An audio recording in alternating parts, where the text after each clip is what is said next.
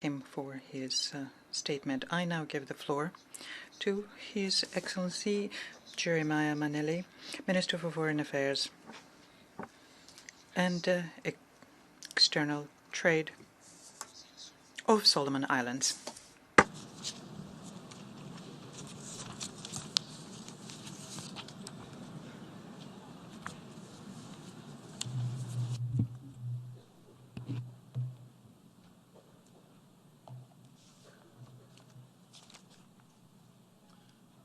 Mr. President, the government and people of Solomon Islands join me in congratulating you on your election as President of the 74th session of the United Nations General Assembly.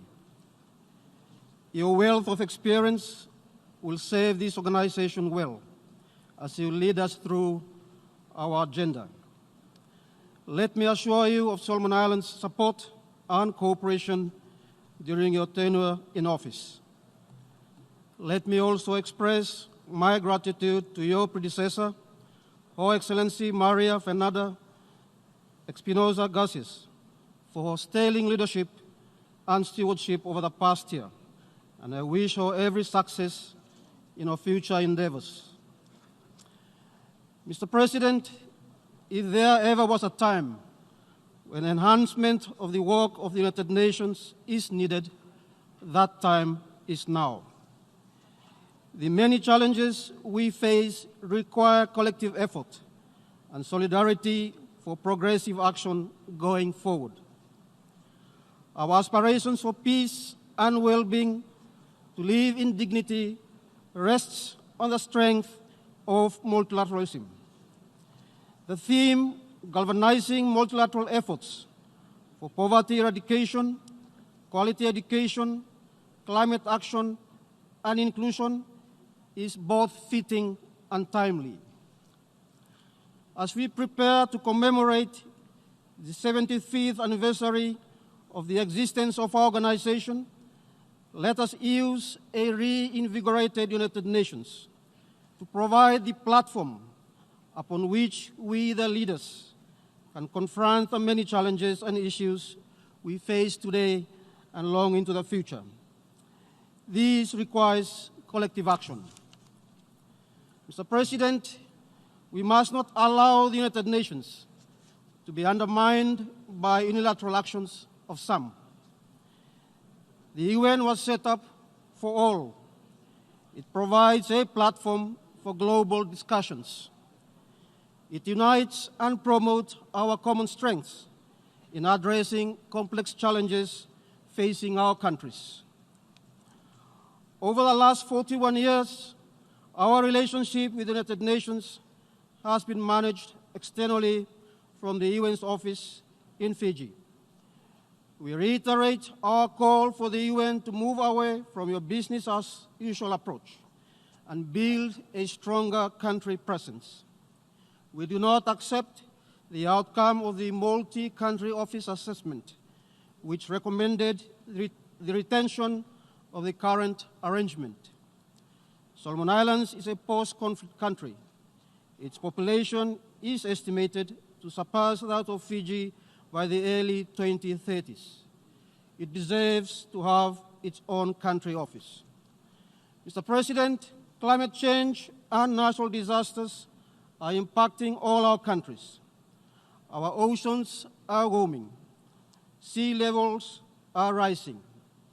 Extreme weather events such as tropical cyclones, hurricanes, flooding, drought, and king tides are becoming more intense. They are inflicting more damage and destruction to communities and ecosystems. They put people's lives at risk. In this regard, my government expresses our sincere condolences to the government and the people of Bahamas for the destruction caused and lives lost in the recent Hurricane Dorian. We are steadfast in our support to and solidarity with the government and people of Bahamas as they embark on the long recovery process ahead. Mr. President, the Pacific Island countries and the Caribbean island countries are and will always be at the forefront of climatic events, generated through the changing global climate systems. The visit by the United Nations Secretary General to the Pacific earlier this year highlights the gravity of climate change facing small island states. Within 75 years history of the United Nations, His Excellency Antonio Guterres is the second Secretary General to visit the Pacific Islands.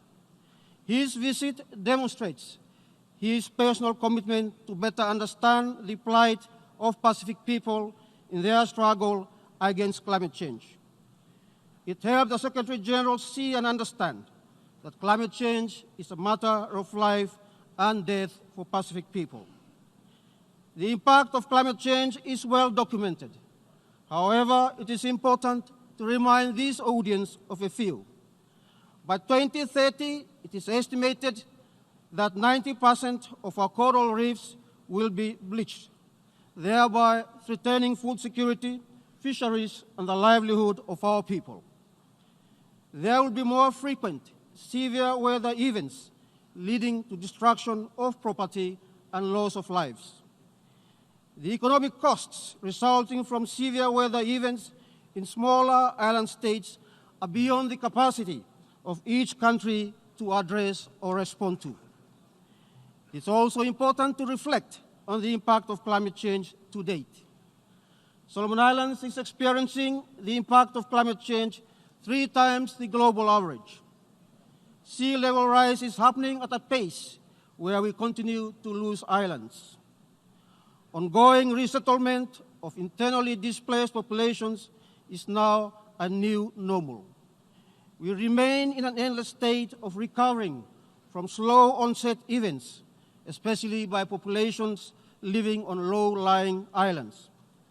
Mr. President, considering these events, my government wishes to again convey our sincere appreciation to the Secretary General for gracing our region with his visit, which demonstrated to us that he cares. There is no room for cynicism and complacency. We need urgent and collective climate action.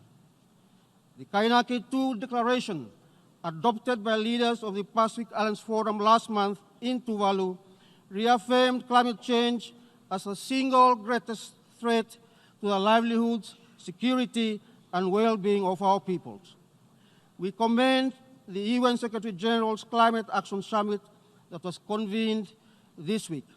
However, we are disappointed on the lack of political will by those with the means of implementation to present more ambitious commitments that will put us on a below 1.5 degrees Celsius pathway.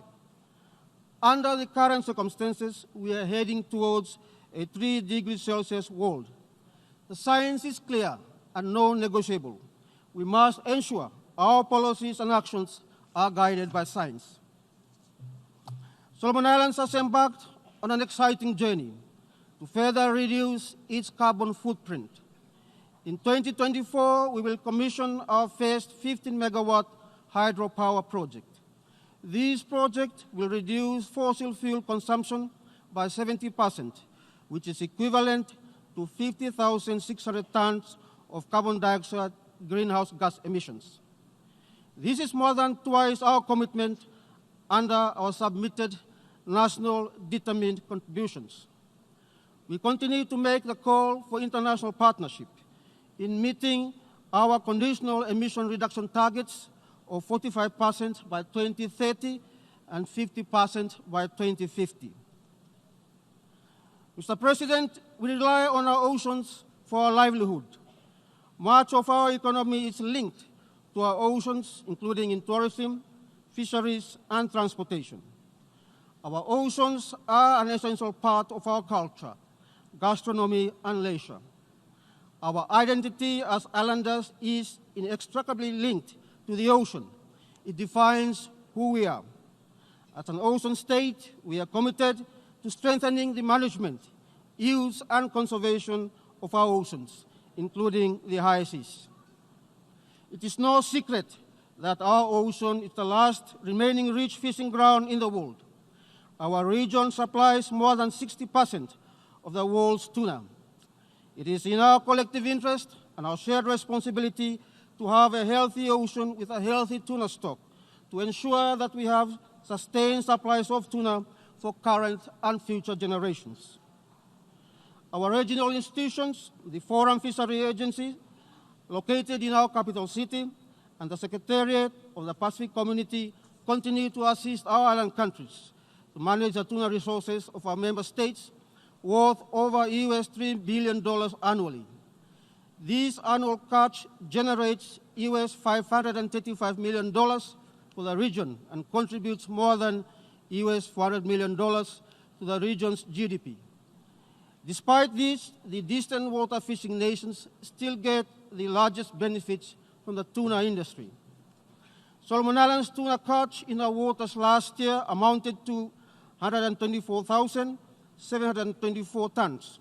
24,000 tons are processed for consumption by our local company, Sol Tuna Limited. The export of processed tuna generated an average annual export value of US $59 million and provides 2,000 jobs. Illegal, unreported, and unregulated fishing is undermining our tuna management system.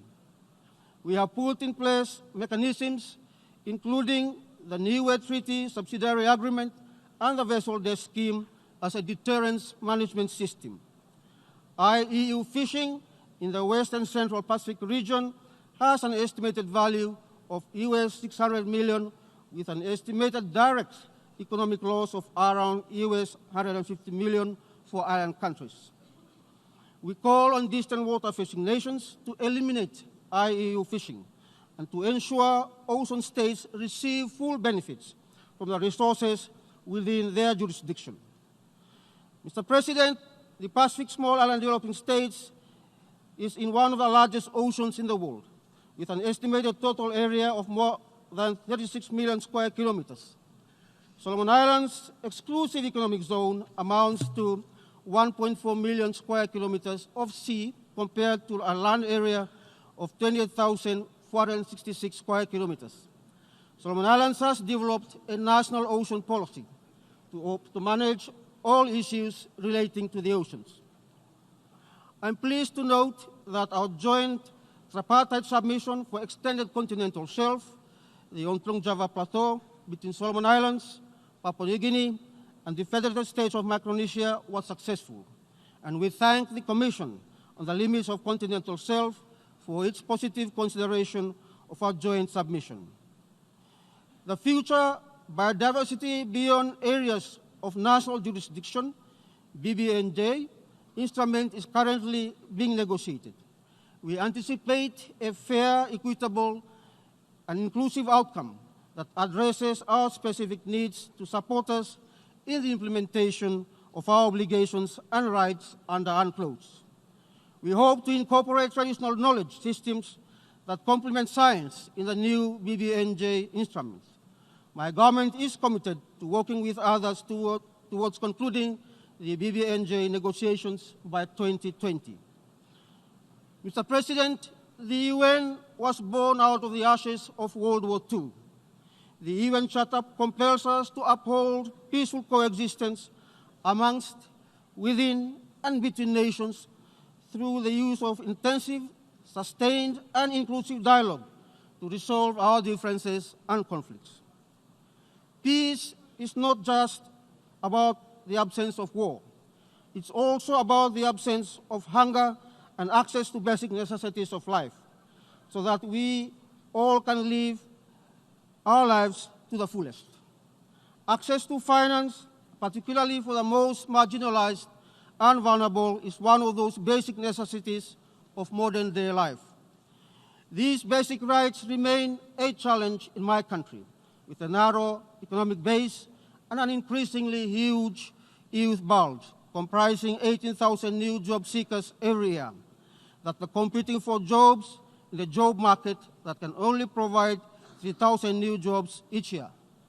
Job security is key to long-term peace and security in a post-conflict country like Solomon Islands. Mr. President, while facing its own challenges, Solomon Islands is proud to have contributed 12 police officers to the UN African mission in Darfur, Sudan. We stand ready to deploy more officers for UN peacekeeping duties in other UN peacekeeping missions. As a beneficiary of the peacekeeping regional assistance mission to Solomon Islands over the last 14 years, we know what it means to reciprocate the type of assistance our people have benefited from. I must also register my country's deep gratitude to the Peace Building Commission and the Peace Building Fund for their continued support to our people. 3 of our provincial governments have received program, policy, and budgetary support from the Commission. Mr. President, on Security Council reform, Solomon Islands would like to see the Council become more representative, relevant, and effective in keeping with today's realities. In this regard, we call for a non-permanent seat in the Council explicitly for small island developing states. Solomon Islands reaffirms its continuing commitment towards maintaining a nuclear-free Pacific through the Rarotonga Treaty. We reiterate our call for the total elimination of nuclear weapons by all nuclear weapon states, including those holding on to all forms of weapons of mass destruction. We would also like to see a world free of weapons of mass destruction. Solomon Islands will spare no effort in seeking the full implementation of all relevant UN Security Council resolutions. Mr. President, the World Social Summit identified poverty eradication as a moral, ethical, social, political, and economic imperative of mankind. We support the call for governments to address the root causes of poverty, provide for basic needs for all, and ensure that the poor have access to productive resources, including credit, education, and training. Responding to the need to support financing of rural development, the government in 2018 passed the Development Bank of Solomon Islands, DBSI Act, to re-establish the DBSI. The bank will facilitate the economic and social development of Solomon Islands within the government's national development strategy. The emphasis will be on the participation of Solomon Islanders in economic development as well as stimulating industrial activities. Mr. President, my government has also doubled the basic minimum wage in the country from August this year to increase the purchasing capacity of workers to cope with the high cost of food, electricity, rent, transport, and school fees. We will also review our personal tax exemption threshold for workers. Attention is being paid on how the most vulnerable can benefit from rapid technological developments and interconnectivity. Our undersea cable that will link Honiara to Sydney is a critical transformative infrastructure that will bring the government closer to its people. The submarine cable will be commissioned and go live in December this year. I thank the Government of Australia, the main financier of this transformative project. The Solomon government has embarked on an ambitious and transformative infrastructure development agenda called the National Transport Corps that aims to connect all of the 50 constituencies in 10 of our provinces, in our 10 provinces, and 100% of our population within 15 years. The first phase of this transformative infrastructure program that involves building of roads, bridges, ports, airports, and procurement of well-designed ferries aim to connect 37 constituencies and 75% of our population in the first 10 years. The government is also exploring other innovative modes of revenue and partnerships as we look to transform our country's development. Solomon Islands is scheduled to graduate from the least developed country category of countries in December 2024 after meeting 2 of the 3 criterions for graduation. While accepting that we need to graduate, I must emphasize that we did not pass the vulnerability criteria, which should have been the most important of the 3 criteria. As witnessed from several superstorms that had hit small island states lately, the gains by each state can be reversed within a matter of hours. We look forward to further discussing these matters in the upcoming visit of the UN agencies in mid-October to assist us in developing a practical, smooth transition strategy. Mr. President, Solomon Islands subscribed to the Istanbul Programme of Action, the Samoa Pathway, and the Sustainable Development Goals. I'm happy to state that the goals, targets, and indicators in these three global mechanisms have been mainstreamed in our 2016 to 2035 National Development Strategy, the NDS.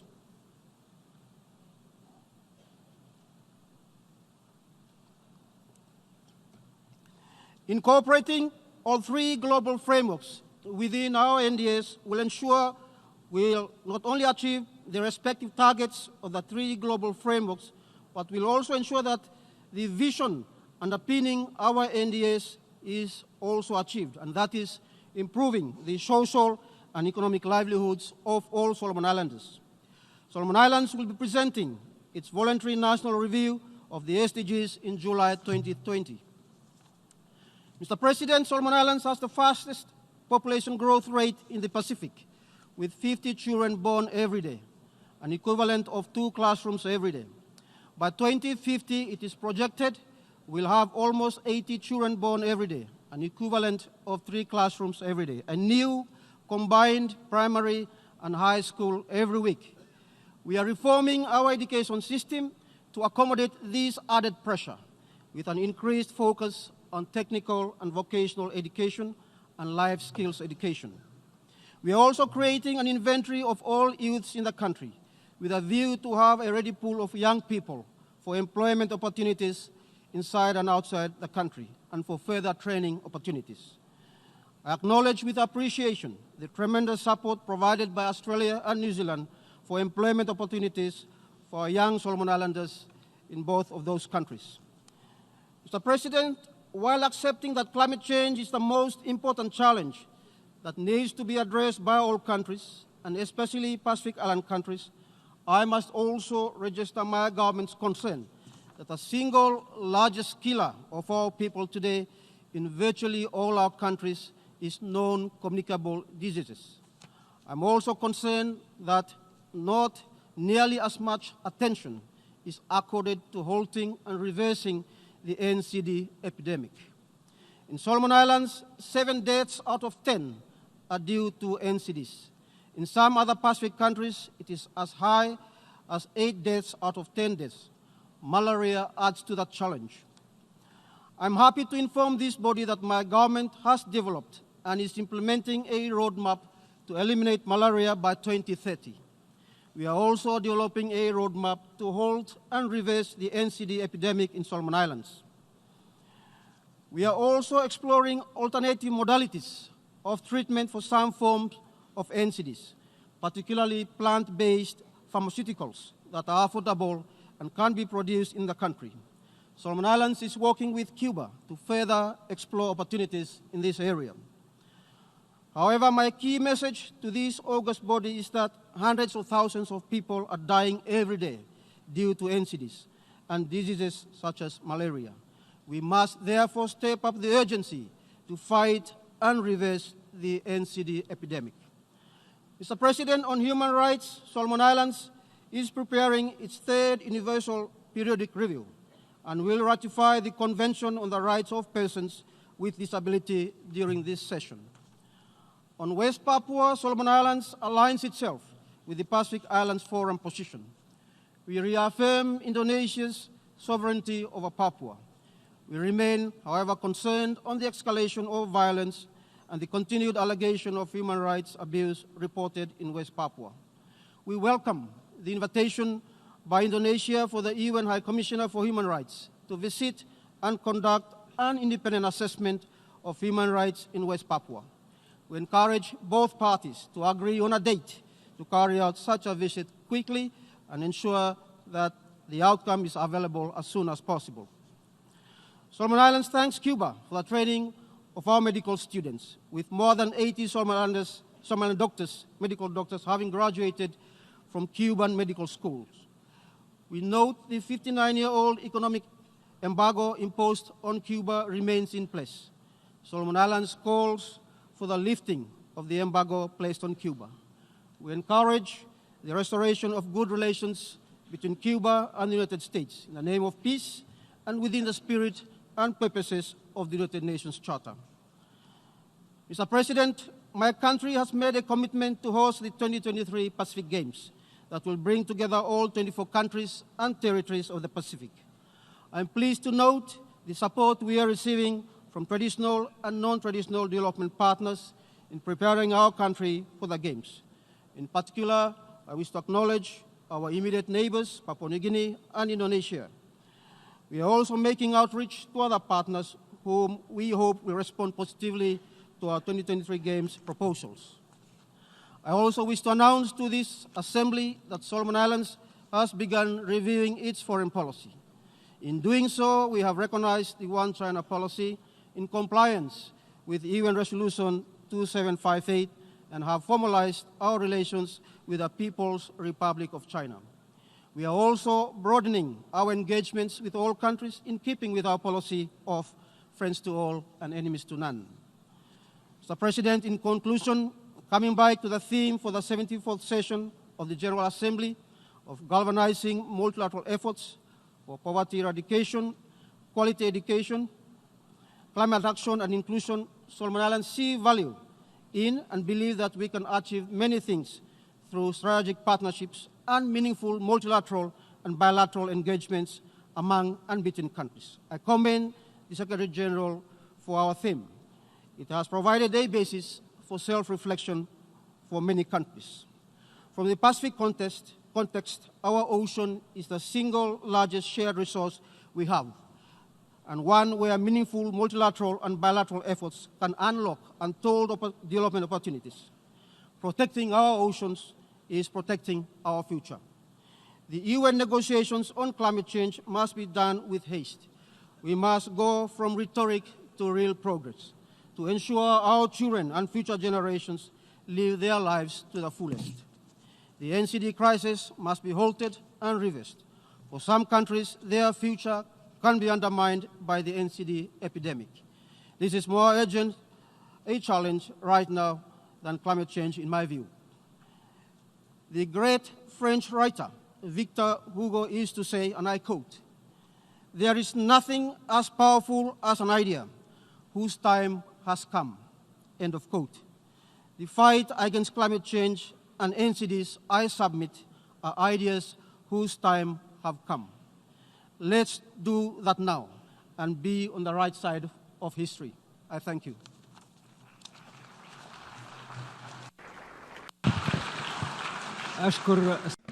I thank His Excellency, Mr. Jeremiah Manele, Minister for Foreign Affairs.